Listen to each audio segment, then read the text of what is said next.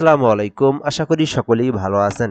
সুপ্রিয় চাকরি প্রত্যাশী ভাই ও বোনেরা, গণপূর্তি অধিদপ্তর একটি নিয়োগ সার্কুলার প্রকাশ করা হয়েছে, যেটা কিন্তু আগস্ট মাসের মধ্যে অনেক বড় একটি নিয়োগ সার্কুলার, যেখানে শুধুমাত্র এসএসসি পাস করে অফিস সহকারে আবেদন করা যাবে। 123টি পদ রয়েছে। এছাড়াও এখানে এইচএসসি পাশে পদের সংখ্যা রয়েছে 36টি। অনার্স ডিগ্রি পাশেও কিন্তু মোটামুটি অনেকগুলো পদের সংখ্যা রয়েছে।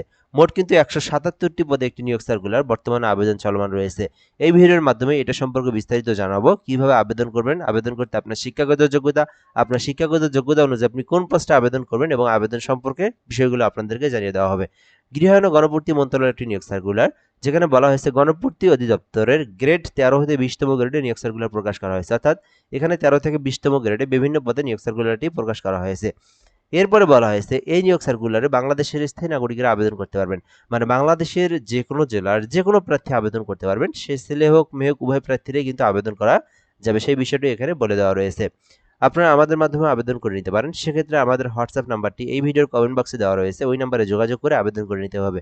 আরেকটা বিষয় হচ্ছে, আমাদের কিন্তু একটা ইউটিউব চ্যানেল রয়েছে, যার মাধ্যমে আপনি বাংলাদেশের সকল সরকারি নিয়োগ সার্কুলারগুলো সবার আগে জেনে নিতে পারবেন ইউটিউবের মাধ্যমে, এমআর রায়হান হাসান এই চ্যানেলে সাবস্ক্রাইব করা থাকলে।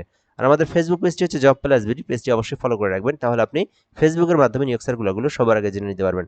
তো আমরা এখান থেকে দেখব, স্টেনোগ্রাফার নামে একটি পদ রয়েছে। 6টি পদে শিক্ষাগত যোগ্যতা চাওয়া হয়েছে যে কোনো স্বীকৃতি বিশ্ববিদ্যালয় হইতে অনার্স পাস অথবা ডিগ্রি পাশে আপনি স্টেনোগ্রাফার পদে আবেদন করতে পারবেন।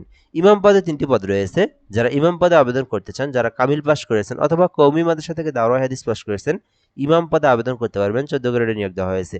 স্টেনো টাইপিস্ট রয়েছে 6টি পদ, যেখানে বলা হয়েছে অনার্স পাস অথবা ডিগ্রি পাশে আবেদন করতে পারবেন। নকশাকারে 36টি পদ রয়েছে। যারা ড্রাফটিং এর উপর যাদের সনদপত্র রয়েছে, এসএসসি পাস করেছেন, নকশাকারে আবেদন করতে পারবেন। ভিটি অ্যাটেন্ডেন্ট নামে 3টি পদ রয়েছে, যেখানে বলা হয়েছে উচ্চ মাধ্যমিক এইচএসসি পাশে আবেদন করা যাবে। অফিস সহায়ক রয়েছে 123টি পদ। মোটামুটি এই নিয়োগ সার্কুলারের মধ্যে সব থেকে বড় কিন্তু এই পদটি, যেখানে মোট 123টি পদ রয়েছে। শিক্ষাগত যোগ্যতা চাওয়া হয়েছে মাধ্যমিক স্কুল সার্টিফিকেট তথা হচ্ছে এসএসসি পাস। এটাতে কিন্তু কোনো ধরনের অভিজ্ঞতার প্রয়োজন নাই, আলাদা কোনো কিছু জানারও প্রয়োজন নাই, শুধুমাত্র এসএসসি পাস করে আপনি অফিস সহায়কে আবেদন করতে পারবেন। তো আপনার শিক্ষাগত যোগ্যতা অনুযায়ী এর মধ্যে যে পোস্টে ইচ্ছা সে পোস্টে আপনি আবেদন করতে পারবেন। আবেদন করতে বেশ কিছু বিষয় খুবই গুরুত্বপূর্ণ। কিভাবে কি করবেন? আবেদন করতে বাংলাদেশী নাগরিক 18 হতে 32 বছর পর্যন্ত সময়সীমা থাকতে হবে।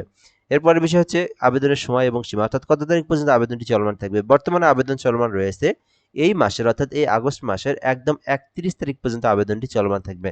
আবেদন করতে পারবেন, এই যে লিঙ্ক দেখতে পাচ্ছেন, যাদের নিজেদের ল্যাপটপ, কম্পিউটার, পিসি ডিভাইস রয়েছে, যে কোনো একটু ব্রাউজারে গিয়ে pwd.telegram.com লিখে সার্চ করলে আবেদনের ফর্ম পেয়ে যাবেন।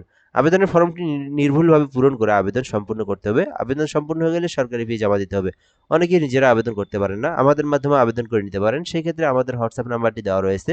ঘরে বসে বাংলাদেশের যে কোনো সরকারি চাকরির আবেদন নির্ভুলভাবে করতে হোয়াটসঅ্যাপ নাম্বারটিতে এসএমএস করতে হবে। এসএমএস করলে আবেদন করতে যে তথ্যগুলোর প্রয়োজন হয় এগুলো আপনার কাছ থেকে নেওয়া হবে, দেন আবেদন করে আপনাকে আবেদন কপি সঙ্গে সঙ্গে পাঠিয়ে দেওয়া হবে। চাইলে আপনি যোগাযোগ করতে পারবেন।